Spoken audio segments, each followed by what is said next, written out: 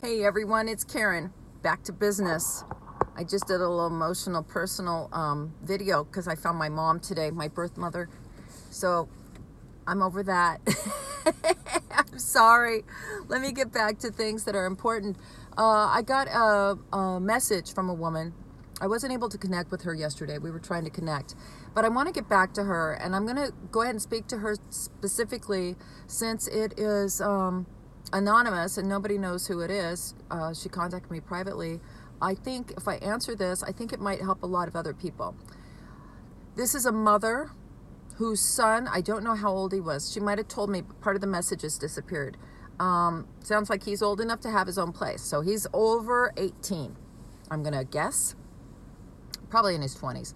And she said that she had just taken him to a 30-day, a few weeks ago, taken him to a 30-day rehab. I'm sorry, if you're listening to this, I got the story a little bit wrong. I don't think it matters for the answer, the solution that I'm going to tell you. So if I got the details wrong, she did take him to a rehab center for 30 days. I think he walked out, she said, after 2 weeks. He got out. I think he walked out. So he didn't have a phone. He borrowed someone's phone. No one had come and get him. That's good news right there. There's a trick for you. Don't answer the phone. He couldn't get it, so he had to go back, right? So there we go. There is proof positive, right? He went back. So it was crazy hard, and he didn't like it, and he wanted to get loaded. Whatever his excuse was, I'm not trying to make a point about this. You got to remember, I ran a treatment center, so I've heard it all. Maybe it was the food, maybe it was the people, maybe it was the counselors, maybe it was the doctor. It could have been a number of reasons why in his mind he needed to leave, when really in reality it's the disease. However, when he left, no one was going to come get him. No options. See, you know how I talk about consequences are the great persuader. So the fact that he didn't have any other option, he didn't have any money, he didn't have a car, he didn't have a ride, he didn't even have a phone. He had to borrow someone's phone. So, good. He had to go back. Now, the chances are he went back. Perhaps God can intervene and he will hear something that he needs to hear and it will change his life. I don't know if that's going to happen, but it's far greater chance of that happening going back to the treatment center than loaded on his couch. Her question to me was, she was very concerned because when he gets out of that, he's going to want to come home back to his apartment. She said his apartment smells like a brewery, like a drug pen, guys using, I get it. So I think there's a bad girlfriend there, or whatever. I don't know. I don't think it's the girlfriend's his problem, but I get it. Going back to old places, old things. I get that. I understand what this mother is telling me. She is terrified. So what does she do? She's been watching my videos and going to some Alanon. I believe she said going to some Alanon or about to. And she knows that she's not supposed to be helping. It is so hard. But if you can really look at this, right? The reason he went back was he had no options. He couldn't get a hold of you on the phone, right? So if he has no other way but to do this, if he gets out, first thing, he's in a place, they should be helping him with his aftercare thing. If anything, as a mother, I would call the facility he's at and I would say, hey, what's the plan when he gets out? What is the plan? If you're just letting him out, I'm going to be pissed, right? He needs a plan of action, a sober living. There's some great sober livings where he's at, that area. I can send you those if you contact me. And grown men have to go there because they can't live alone because of the girlfriend and the friends and the whole shtick, the neighbors, the routine is off. And if you watch my stuff, you know how important a new routine is, right? And meetings, meeting makers make it. And if he goes to a sober living, they're going to make him go to so many meetings. So this is imperative that you call them. If you're paying for his insurance or you've paid for his treatment, you call and hold him accountable. Ask to talk to his counselor or the outpatient person who's sending him, the aftercare counselor. And Find out what's the plan. What did you tell him? They probably told him, get rid of your place and go to sober living. If it's too dangerous for him to go home, that's where you can help. You can say, okay, you know what? Go ahead and go to sober living. Your dad and I are going to go pack up all your stuff and we're going to put it in storage and you just go to sober living. Tell us what you need. We'll get you that. And that's it. You're out of that apartment. You're going to lose your deposit, whatever. We'll tell your girlfriend. She can call you in 6 months when you're done with this venture and see if she wants to get some help. That's about it. That's what I would say. If he's planning on just coming home, then he's planning on coming home. And he's either going to come home and take their advice and go to AA meetings or NA meetings, and he's going to do what he needs to stay sober, or it was just a waste of money.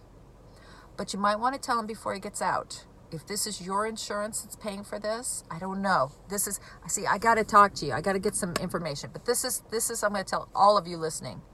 If your kid is under 26 and on your insurance, then they can do this yo-yo bullshit till they're 26 years old. Okay? Even though the insurances are getting sick and tired of it. And so if you notice, every time they go back in, they don't want to pay for as much. They want to kick him out after a couple days. They're going to give him so many days of detox, so many days of inpatient, and then he's out, right? We're done. He's got to get sober. She's got to get sober. So you can tell them, if you really want to do this, you tell them, you stay in there. I'm dropping you off at treatment, and you stay in there and you do the program and you follow through with what they say. Because when you get out, if they want you to go to sober living, you can have your insurance to go to sober living and aftercare, outpatient, whatever. We will continue with you. If you leave against medical advice, AMA, you walk out or you don't go to meetings to do what they say, we're canceling your insurance. That's it. No more back and forth, in and out bullshit. Get sober. They know what that means. They know that means if you cut off their insurance, the next time they want to kick it, they're going to kick it at home with no doctor and no meds. They're going to be getting sober at the Salvation Army for a free program, sleeping on a cot, right?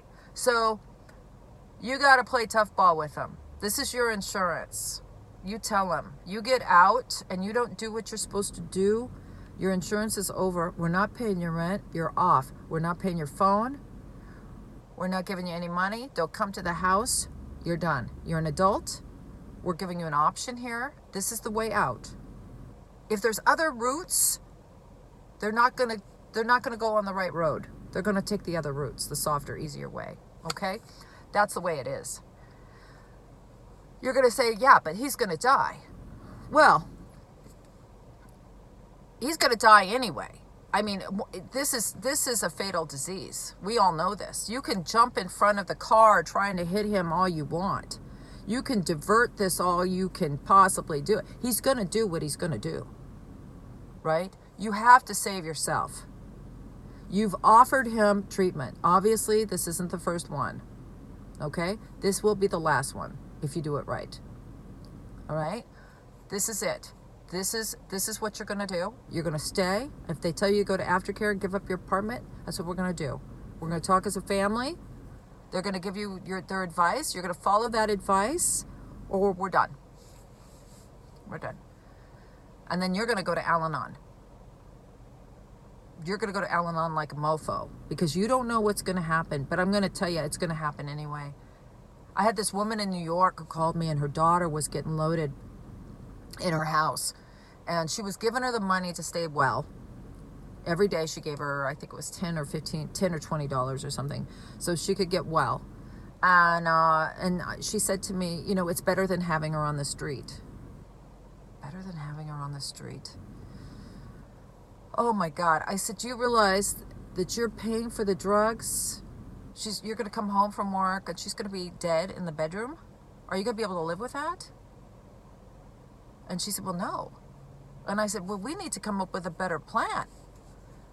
Because you can sugarcoat this all you want, but whatever's going to happen is going to happen, whether you're paying for it or not. And I always tell parents this, tough love or not, I'm going to tell you this. You have got to be able to live with whatever happens.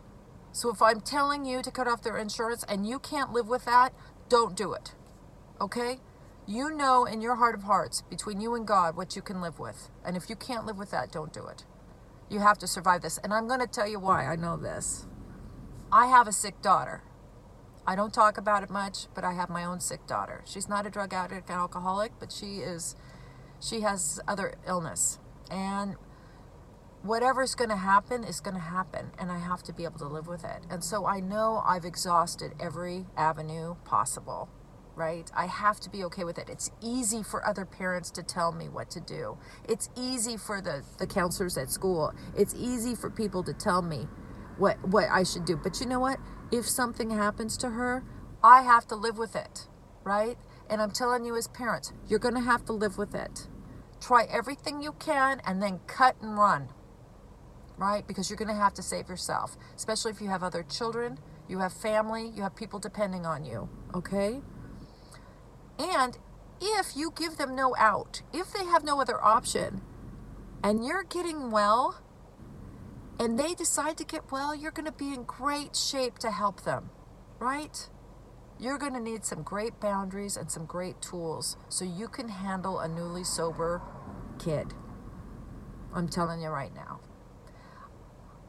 I tell you this from experience. I tell you from my experience. I am just a drunk, alcoholic addict woman with an ill child. And I have lived a lot. I have been through a lot.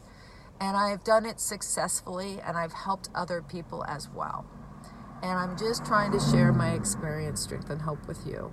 It's not that I know something you don't. It's just I'm a little farther up the road, right? So I hope that helps you. Call me if you've got my number. If you get the chance and you want to just clarify a few things, I am here. I do it for a lot of people. And I hope this helps more than just one parent out there. I love you to death. I know this is tough. Take care. Bye.